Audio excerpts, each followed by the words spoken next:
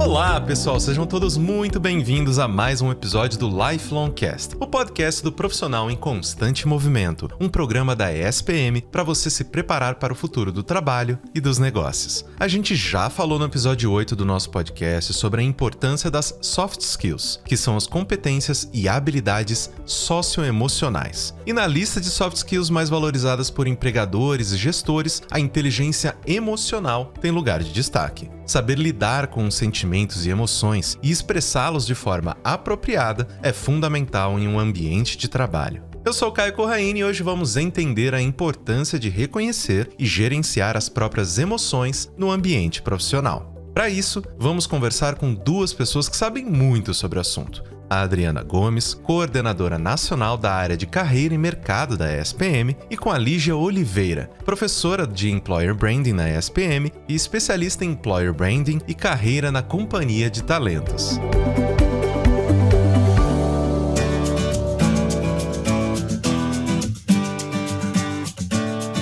Nesse primeiro bloco, eu converso com a Adriana Gomes, psicóloga, mestre e coordenadora nacional da área de carreira e mercado da ESPM. Professora, seja muito bem-vinda ao Lifelong Cast. Muito obrigado por ter aceitado o nosso convite. Eu que agradeço, Caio. Sempre uma oportunidade ótima da gente trocar ótimas ideias nesse espacinho.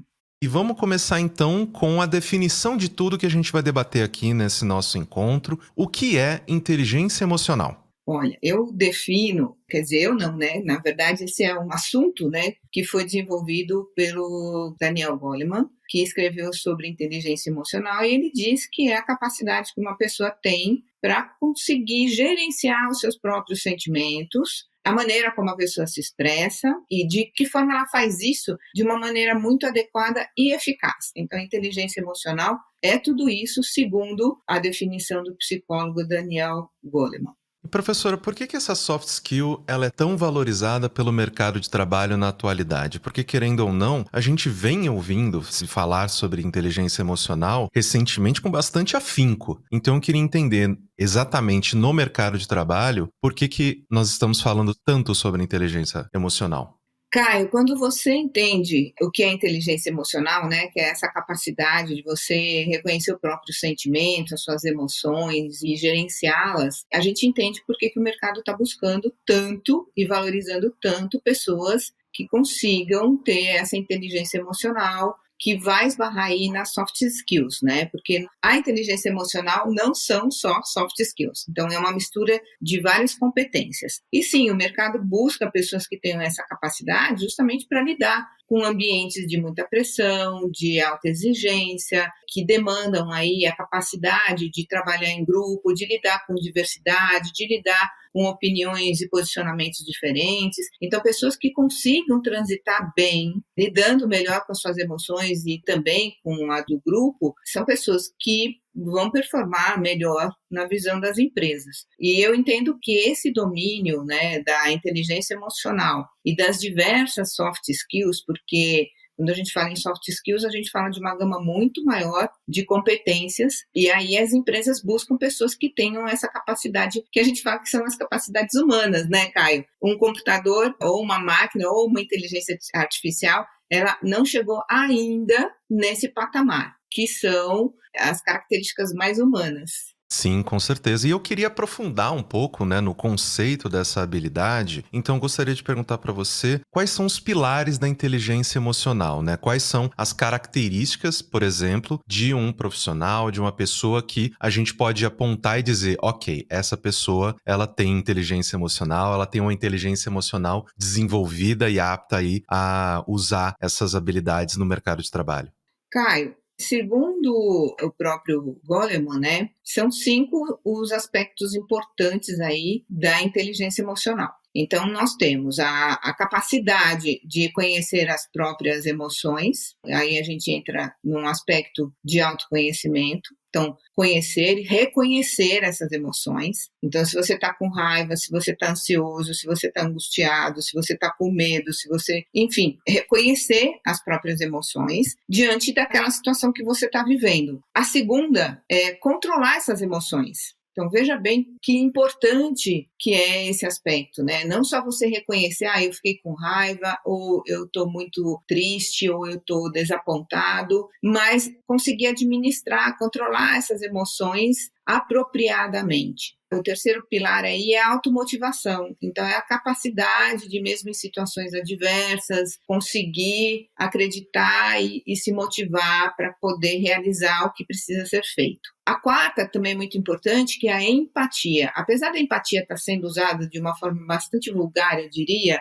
a empatia é essa capacidade também de reconhecer a emoção do outro, né? E conseguir lidar com essa emoção. Então, muito grosseiramente, seria tentar se colocar no lugar do outro e entender o que o outro está passando. E a última é a capacidade de se relacionar interpessoalmente. Olha só, esses 5 pontos, se a maioria das pessoas tivessem, que bacana que seria o mundo, né?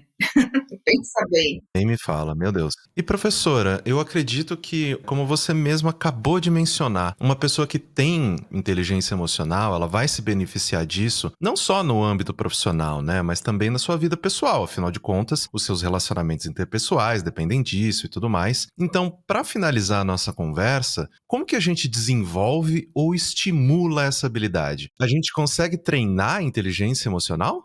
Olha, eu diria que sim, partindo sempre do autoconhecimento, né? Eu, como trabalho com gestão de carreira e desenvolvimento de competências para liderança e gestão, eu digo que sim.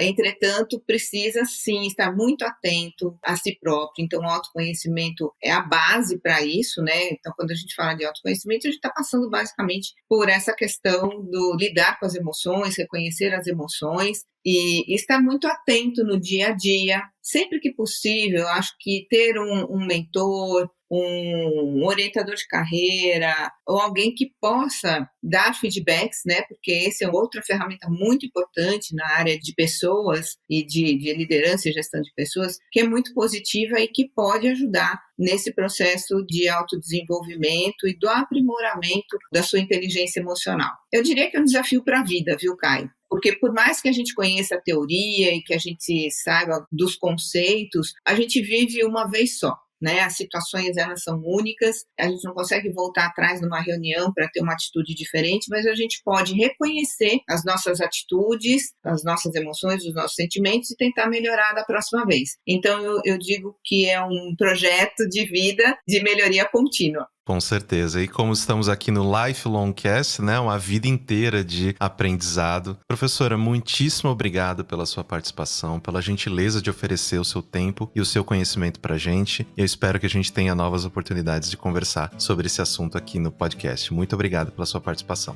Eu que agradeço, Caio. Sempre um prazer estar aqui com vocês e até a próxima. Fique esperto que o Lifelong Cast volta daqui a pouquinho. Na ESPM, a inovação não é apenas um diferencial, é uma exigência. Um lugar onde celebramos o inusitado. Aqui, o aprendizado vai além da sala de aula. Vivemos experiências internacionais e aprimoramos habilidades além do tradicional. Criamos networking de verdade, sendo referência na produção de conhecimento. Juntos, vamos liderar o futuro, seja ele qual for. E aí, vem com a gente? ESPM, o inusitado em constante movimento.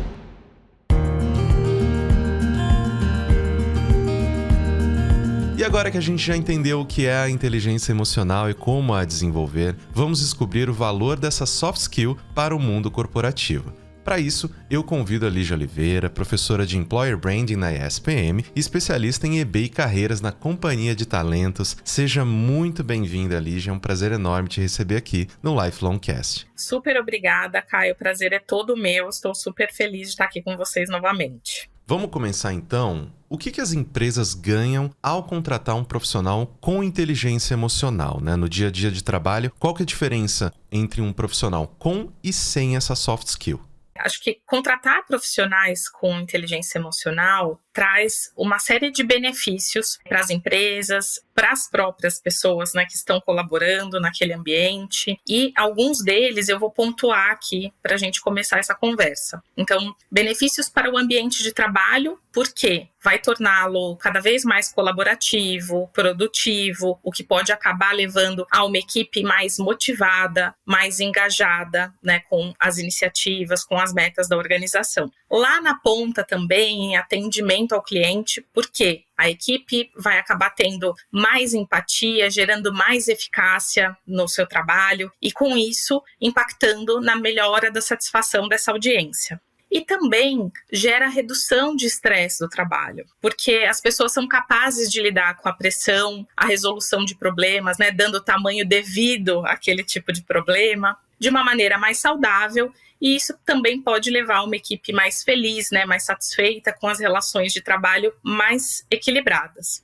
E falando um pouco no dia a dia de trabalho, né, sobre essa diferença, né, Caio, de quem tem e não tem, acho que o profissional que tem inteligência emocional tem habilidade para reconhecer, compreender e gerenciar suas próprias emoções e lidar com as emoções das pessoas ao seu redor. Essa habilidade pode impactar positivamente a forma como a pessoa se comunica, lidera suas equipes, toma decisões e lida com situações mais desafiadoras. Por outro lado, uma pessoa sem essa habilidade pode ter dificuldade em lidar com emoções mais intensas, isso pode prejudicar a sua capacidade de trabalhar em equipe, solucionar problemas e gerenciar os conflitos. Essa pessoa pode ter dificuldade em manter a calma em situações de pressão e também pode vir a se sentir em sobrecarga com emoções negativas, como a raiva, como a frustração, que é natural dentro do ambiente de trabalho também, né? Nem tudo são flores, Caio.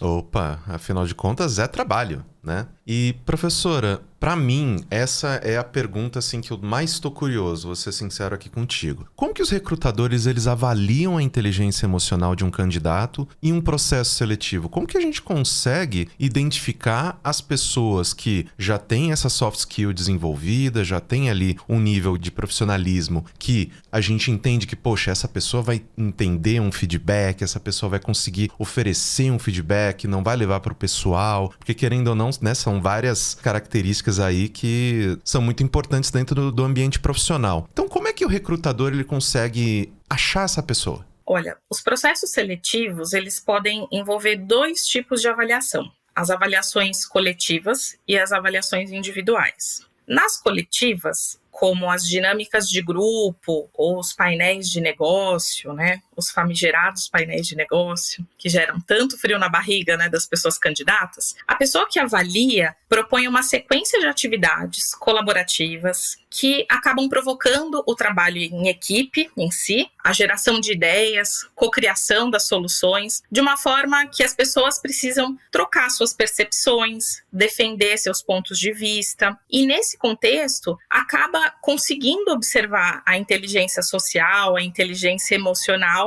já que as pessoas candidatas muitas vezes têm que lidar com a pressão do tempo, a oposição do juízo de valor, né, de uma e outra pessoa, elementos surpresas ou imprevistos que vão permitindo enxergar como as pessoas lidam com as adversidades na interação do grupo. Já nas avaliações individuais, a gente consegue investigar com base no repertório anterior da pessoa, de vida, se ela não tiver experiência de trabalho, ou de carreira, né, se ela já tiver alguma experiência profissional, como ela lida com situações em que conta com pessoas muito diferentes dela, contextos que nem sempre vão ser favoráveis, né, essa questão do embate, né, da oposição de ideias. Como essa pessoa reage ao ser exposta a fatos, dados, ocasiões ou interações que podem causar algum impacto emocional. Então, uma notícia ruim, um feedback construtivo, que as pessoas erroneamente chamam de negativo, eu não acredito em negativo, acho que tudo é para construir nossa melhor versão, e uma discordância cotidiana. Isso também pode acabar causando algum impacto emocional na pessoa. Através das perguntas por competências nessas entrevistas, a gente consegue ter pistas e indícios do quanto essa habilidade está desenvolvida para a pessoa avaliada.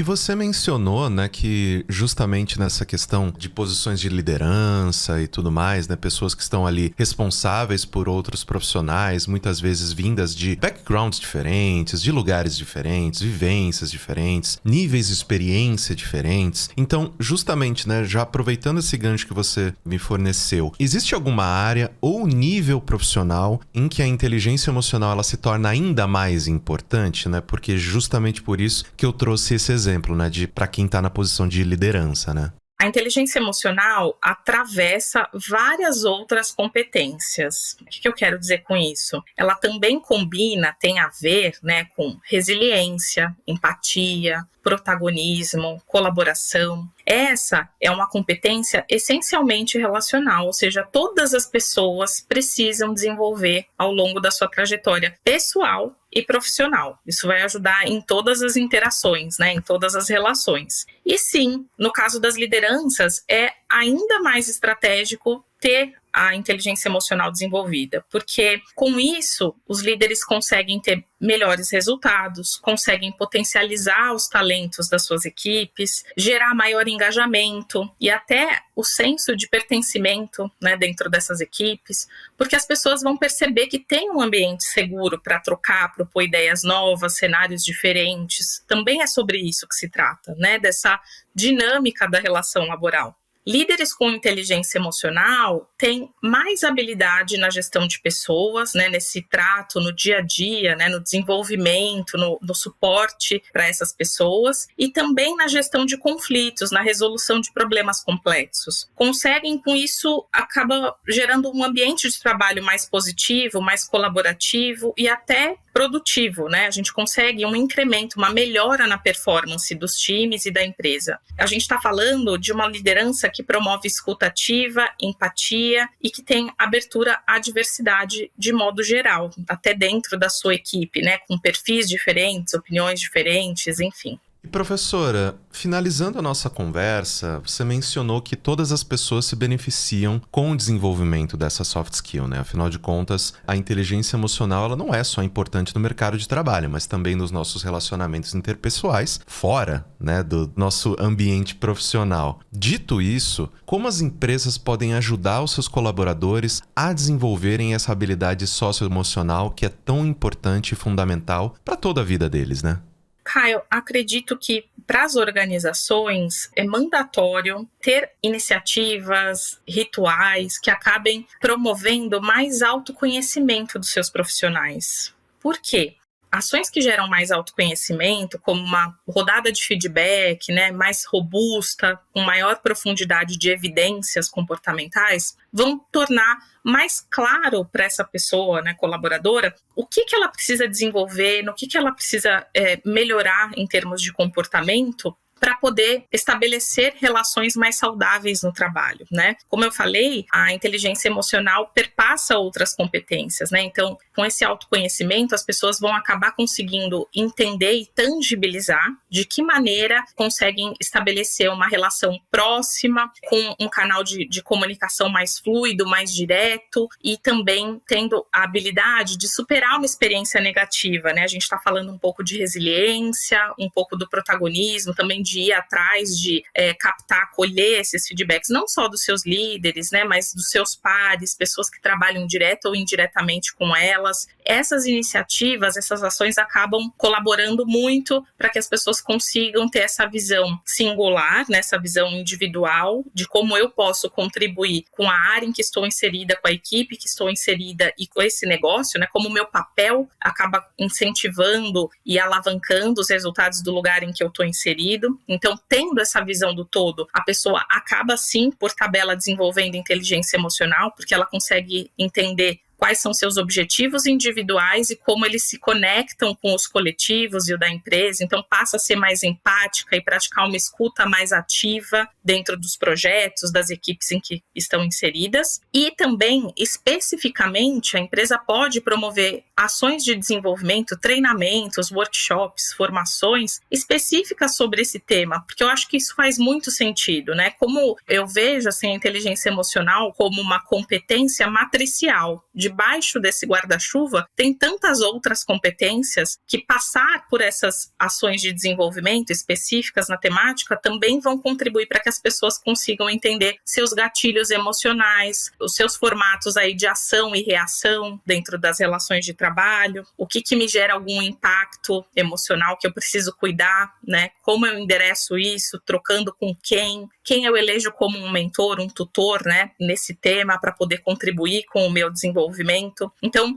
se a empresa estabelece essa mecânica, né, e essa forma de interação interrelacional, ela consegue promover um ambiente que seja desenvolvedor dessa competência, né, organicamente. Então, esse seria a minha dica de ouro aí para as organizações nesse sentido. Perfeito. Lígia, muito obrigado pela sua participação e eu espero que a gente tenha mais oportunidades de conversar aqui no Lifelong Cast. Muito obrigado pelo seu tempo e pelo seu conhecimento aqui distribuído pra gente. Super obrigada, contem comigo, até a próxima.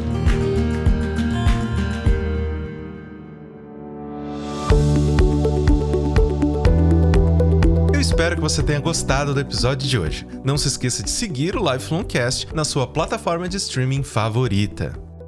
O Lifelong Cast é produzido pelo Núcleo de Conteúdo da ESPM em parceria com a Maremoto. Eu sou Caio Corraine, host do programa, e trabalhei junto com essa equipe. Concepção, curadoria e produção executiva, Jorge Tarquini e Felipe Oliveira. Roteiro, Lucas Scherer. Produção, Thaís Santiago. Edição e sonorização, Vinícius Krieger. Técnica de gravação, Andréia Xavier. Coordenação de edição, Adriana Sanches. Coordenação geral, Maremoto, Vinícius de Lima. Muito obrigado e até o próximo episódio. Tchau, tchau.